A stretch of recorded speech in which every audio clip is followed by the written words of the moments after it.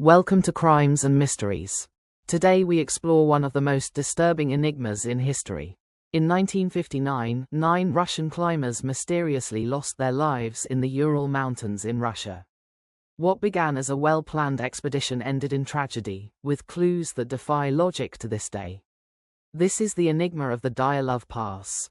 Dyalov's group consisted of 10 highly experienced young climbers, all attached to the Ural Polytechnic Institute in Russia. Their goal was to reach Mount Otorten in a remote region of the Ural Mountains, on a Level 3 expedition, the most difficult category at the time. The group consisted of 10 members. Number 1 Igor Dyalov, 23 years old. The group leader, a radio engineering student, was known for his organization and ability to lead challenging expeditions. Number 2, 21-year-old Yuri Doroshenko. Energy engineering student, known for being brave and determined. Number 3, Lyudmila Dubinina, 20 years old. Economics engineering student. She was the youngest of the group and known for her energetic personality. Number 4, Zinaida Kolmogorova, 22 years old. Radio engineering student, one of the most beloved figures in the group and close to Dyalov. Number 5, 24-year-old Alexander Kolevatov. Nuclear physics student, described as calm and analytical. Number 6, Rustam Slobodin, 23 years old. Mechanical engineering student, athlete and known for his physical endurance. Number 7, Yuri Krivonishenko, 23 years old. Construction engineering student, known for his sense of humor and for playing the mandolin while traveling. Number 8, Nikolai Thibaut Brinols, 24 years old, civil engineering student. The son of a French aristocrat, he was reserved but highly respected. Number 9, Semyon Zwateryov, 38 years old. Experienced guide, the oldest member of the group. He joined the expedition at the last moment, being the most mysterious of the group. Number 10, 21-year-old Yuri Yudan, left the expedition before the disaster due to health problems, back pain and sciatica. He became the sole survivor of the group. The group intended to reach the Otorten mountain, whose name means, "Don't go there" in the indigenous Mansi language. The area was remote and little explored, considered a challenge for experienced climbers.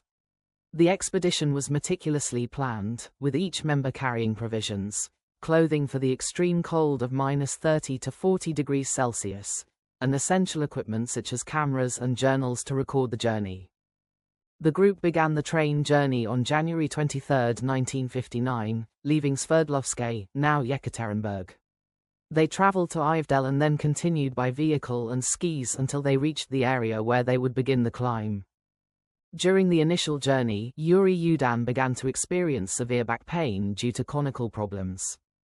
On January 27, he said goodbye to the group and returned, saving himself from the fate that awaited the others. Before the disaster, the climbers took several photographs showing relaxed and optimistic moments. The group's diary mentioned weather challenges, but nothing out of the ordinary. The place where the group set up their last tent was known to the Mansi indigenous people as Death Mountain. Despite the frightening name, the term referred to the difficulties of the area and not to supernatural events. On January 2, the group reached the slope of Korlat Syakhl and began preparing camp. The choice to camp in an open area, rather than descending into a nearby forest, was interpreted as an attempt to train for extreme conditions.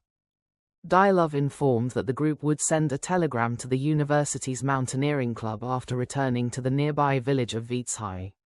On February 12, when the group failed to send the telegram, there was initially no concern as delays were common. It was not until February 20 that search teams were sent out, beginning an investigation that would reveal the strangest mystery in the history of mountaineering. Rescue teams were only mobilized on February 20, after insistence from families. On February 26, the tent was found on the slope of Korlat Syakhl mountain. It was partially covered in snow and had cuts made from the inside out, indicating that the climbers fled in panic. 2 bodies, Yuri Doroshenko and Yuri Krivonishenko, were found under a large tree 1.5 kilometers from the tent. Both were barefoot, wearing inadequate clothing and showed signs of hypothermia. Tree branches were broken up to 5 meters high, suggesting that they had tried to climb up for protection, or to see the tent. Near the tent, 3 bodies, Igor Dyatlov, Zinaida Kolmogorova and Rustam Slobodin, were found in a line, as if trying to return to the tent. Zinaida had minor injuries while Slobodin had a fractured skull. Only in May, after the snow had melted, the remaining bodies were found in a ravine 4 meters deep, covered by 4 meters of snow. They included Lyudmila Dubinina, Alexander Kolevatov, Nikolai Thibaut Brynolles and Semyon Zolotaryov. Dubinina and Zolotaryov suffered multiple rib fractures. Nikolai suffered a fatal skull fracture. Dubinina was missing a tongue and had tissue missing from parts of her face. All the bodies were dressed in the clothes of other members of the group, indicating that they tried to keep warm by reusing all the clothes of those who had already died. Some clothes had abnormal levels of radiation. The tent was found partially dismantled and covered in snow. Cuts made from the inside out indicated that the climbers tried to escape quickly. There were no signs of a fight or the presence of third parties. Individual footprints were found indicating that the group walked calmly, without proper footwear, towards the forest. The footprints disappeared after 500 meters due to wind and snow. Various belongings, including diaries and cameras, were left in the tent. The photographs showed happy moments of the expedition, but some final images were dark and enigmatic, generating theories about what happened. Number 1. Causes of death. Most died of hypothermia, but some had serious injuries with no signs of external trauma. The injuries were compared to the impacts of a car accident.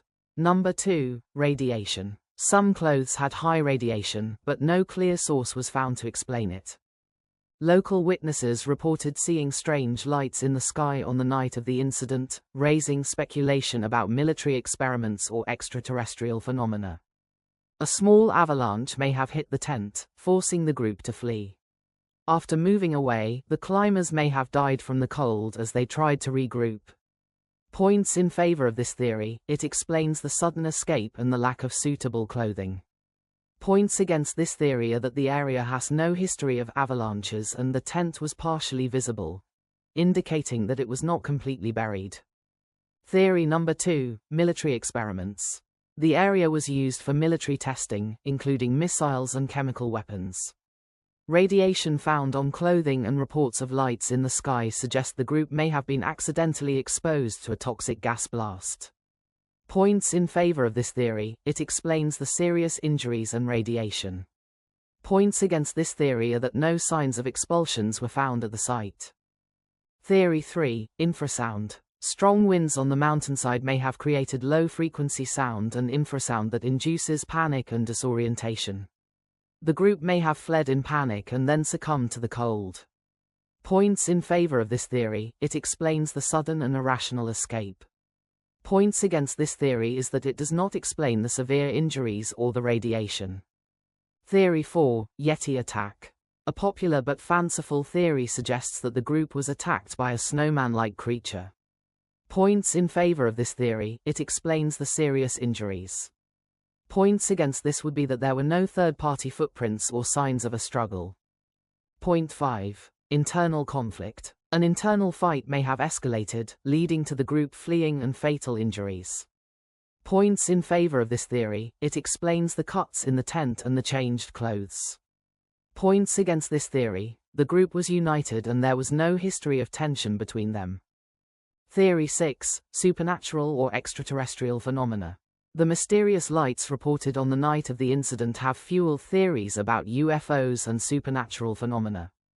Points in favor of this theory: it explains the irrational behavior and the unexplained injuries. Points against this theory: there is a lack of physical evidence to support this.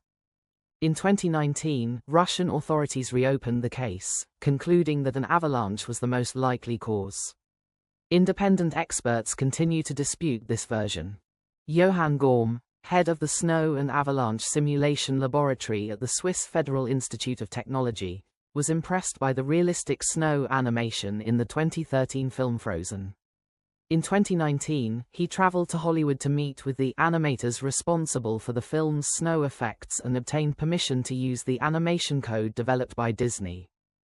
Points in favor of the block avalanche theory. The simulation carried out by Johann Gorm demonstrated that a block avalanche can cause severe internal fractures without external signs of trauma, such as those found in the bodies of Dubinia and Nikolai Thibault Brynolds. A slab avalanche is small enough not to completely bury the tent, but still dangerous enough to cause significant damage. The rapid escape from the tent, barefoot and without adequate clothing, can be explained by the need to escape the imminent danger of an avalanche. The attempt to return to the tent by some members suggests that they initially fled in panic, but tried to return to retrieve provisions or clothing. Computer simulations combined with meteorological data and impact tests and dummies reinforce the plausibility of the theory. Points against block avalanche theory. The area where the bodies and tent were found showed no clear signs of an avalanche. The terrain of Ural Mountain has no history of avalanches, and the geological conditions are not considered typical for the occurrence of this type of phenomenon. Inside the tent, several items were intact, including cameras and clothing. If an avalanche had hit the camp, these items would be expected to be displaced or damaged. The presence of high radiation in some clothing is not explained by the block avalanche theory. This feeds other theories such as military experiments or exposure to radioactive materials. Some members of the group died of hypothermia, while others suffered serious injuries.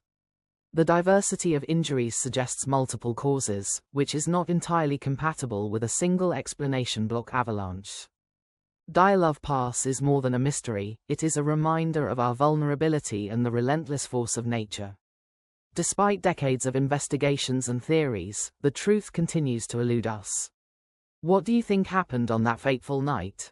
Come back for more episodes, and remember, every mystery has a story, but not always an answer.